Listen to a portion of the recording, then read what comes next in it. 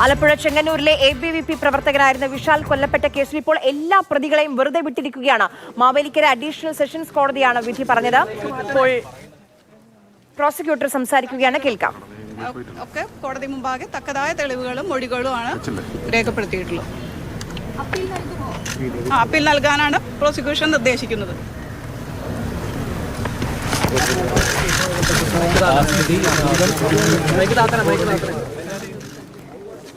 Appeal നൽകാനാണ് ഇപ്പോൾ prosecution തീരുമാനിച്ചിരിക്കുന്നത്. 13.5 വർഷക്കാലത്തെ നിയമ പോരാട്ടമാണ്. അതിൽ വിശാലിന് നീതി ലഭിക്കും എന്നുള്ള പ്രതീക്ഷ അതിലിപ്പോൾ ഇല്ലാതായിരിക്കുകയാണ്, അസ്തമിച്ചിരിക്കുകയാണ്. എല്ലാ പ്രതികളെയും വെറുതെ വിട്ടിരിക്കുകയാണ്. 19 പ്രതികളെ വെറുതെ വിട്ടിരിക്കുകയാണ്. രഘുനാഥ് നാരായണൻ വിവരങ്ങളുമായി നമുക്കൊപ്പം ചേരുന്നുണ്ട്. രഘു, 2012 ജൂലൈ 16 ഈ സംഭവം. 13.5 വർഷം നീണ്ട നിയമ പോരാട്ടമായിരുന്നു. പല നാടകീയ സംഭവങ്ങളും ആ വിചാരണ വേളയിലൊക്കെ നമ്മൾ കണ്ടതാണ്. എന്ത് പറഞ്ഞാണ് കോടതി പ്രതികളെ വെറുതെ വിട്ടത്? തെളിയിക്കാൻ കഴിഞ്ഞില്ലേ കുറ്റം?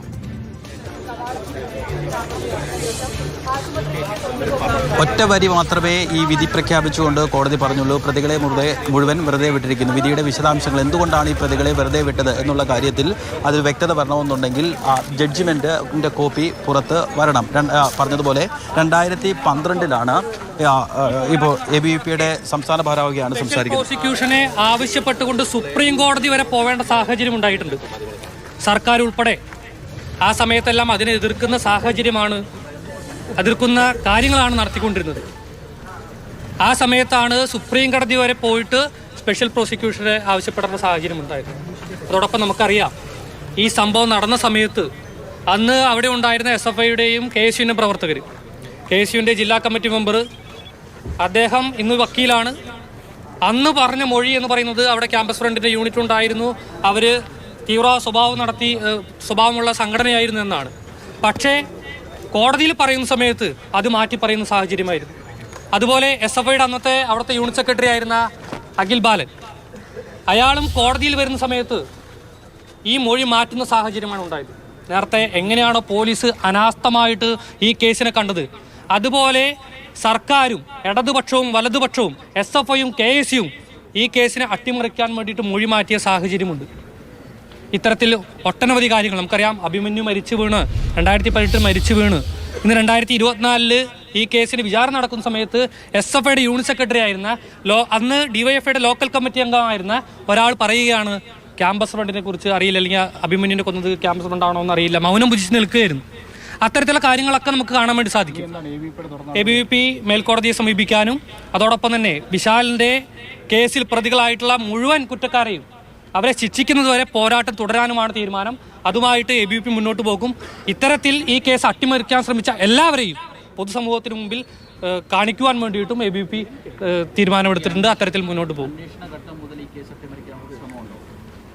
ഇതിൻ്റെ തുടക്കം തന്നെ പ്രതികളെ അറസ്റ്റ് ചെയ്യുന്നതിൽ വലിയ അനാസ്ഥ കാണിച്ചു. നമുക്കറിയാം, ആദ്യത്തെ 5 മാസം ഈ കേസ് എത്രത്തോളം മെല്ലെപ്പോക്കാണ് നടന്നിട്ടുള്ള നമുക്ക് ആദ്യത്തെ 5 മാസത്തെ കാര്യങ്ങൾ കണ്ടറിയാൻ വേണ്ടി പറ്റും. ഒന്നാം പ്രതിയെ അറസ്റ്റ് ചെയ്യാൻ വേണ്ടിയിട്ട് എത്ര മാസമാണ് എടുത്തത്? ഒരു ക്യാമ്പസിൻ്റെ മുമ്പിൽ ഒരു വിദ്യാർത്ഥി മരിച്ചു വീഴുന്ന സമയത്ത് അത്തരത്തിലാണ് ആ കാലഘട്ടത്തിൽ പോലീസ് ഇതിനെ കണ്ടിരുന്നത്. അത് അന്നത്തെ സർക്കാർ, അതിനുശേഷം വന്ന പിണറായി വിജയൻ സർക്കാർ, ഈ 2 സർക്കാരുകളും അത്തരത്തിലാണ് ഈ കേസിനെ കണ്ടിട്ടുള്ളത്. പോലീസ് അതിനു വേണ്ടിയിട്ട് നിലകൊള്ളുകയാണ് ചെയ്തത്. അതുകൊണ്ടാണ് ABVPക്ക് സ്പെഷ്യൽ പ്രോസിക്യൂട്ടർ ആവശ്യപ്പെട്ടുകൊണ്ട് സുപ്രീം കോടതി വരെ പോകേണ്ട സാഹചര്യം വരെ ഉണ്ടായത്. അതുകൊണ്ട് ഈ കേസിൻ്റെ മുഴുവൻ പ്രതികളെയും ശിക്ഷിക്കുന്ന തരത്തിലുള്ള വിധി വരുന്നതുവരെ മേൽക്കോടതിയെ സമീപിച്ചുകൊണ്ട് ശക്തമായി ABVP മുന്നോട്ട് പോകും. 2012 ചെങ്ങന്നൂരിൽ കൊല്ലപ്പെട്ട ABVP പ്രവർത്തകൻ വിശാലിന്റെ വധക്കേസിലാണ് ഇപ്പോൾ മാവേലിക്കര അഡീഷണൽ സെഷൻസ് കോടതി 19 പ്രതികളെയും വെറുതെ വിട്ടിരിക്കുന്നത്. അതിൽ അപ്പീൽ പോകാൻ തന്നെയാണ് ഇപ്പോൾ തീരുമാനിച്ചിരിക്കുന്നത് പ്രോസിക്യൂഷൻ. പ്രതികളെ പിടികൂടുന്നത് മുതൽ ഇങ്ങോട്ട് വലിയ വീഴ്ചകൾ സാക്ഷികളടക്കം കൂറുമാറിയിരുന്നു. അപ്പോൾ അതിലൊക്കെ വലിയ വീഴ്ചകളുണ്ട് എന്നുള്ള ആരോപണമാണ് ABVP ഉന്നയിക്കുന്നത്.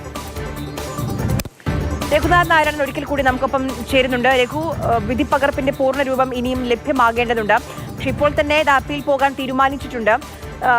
ഈ ആശുപത്രിയിലേക്ക് കൊണ്ടുപോകുന്ന വഴി തന്നെ ആരാണ് കുത്തിയതെന്ന് കൃത്യമായ മൊഴി നൽകിയിരുന്നു. അതടക്കം കോടതിയിൽ അന്ന് ഹാജരാക്കിയതാണ്. പിന്നെ എവിടെയാണ് പരാജയപ്പെട്ടു പോയത്?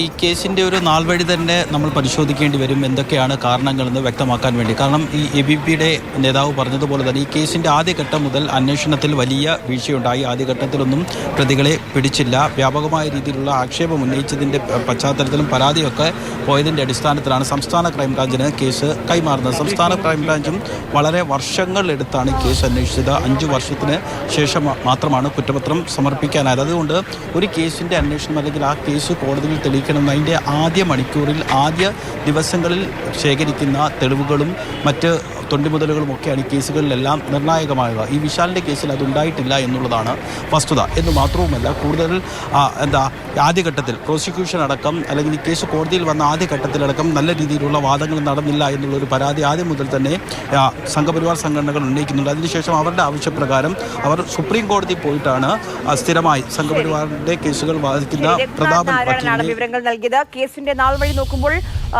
പല വീഴ്ചകൾ അന്വേഷണ സംഘത്തിന് പ്രതികളെ പിടികൂടുന്നതിൽ മുതൽ തെളിവുകൾ ഹാജരാക്കുന്നതിൽ വരെ സാക്ഷികളുടെ മൊഴി രേഖപ്പെടുത്തുന്നതിൽ പോലും ഉണ്ടായിട്ടുണ്ട് എന്നുള്ള ഗുരുതര ആരോപണമാണ് ഇപ്പോൾ ഉയരുന്നത്. ABVPയുടെ ഭാഗത്തുനിന്ന് അപ്പീൽ പോകാനാണ് തീരുമാനം.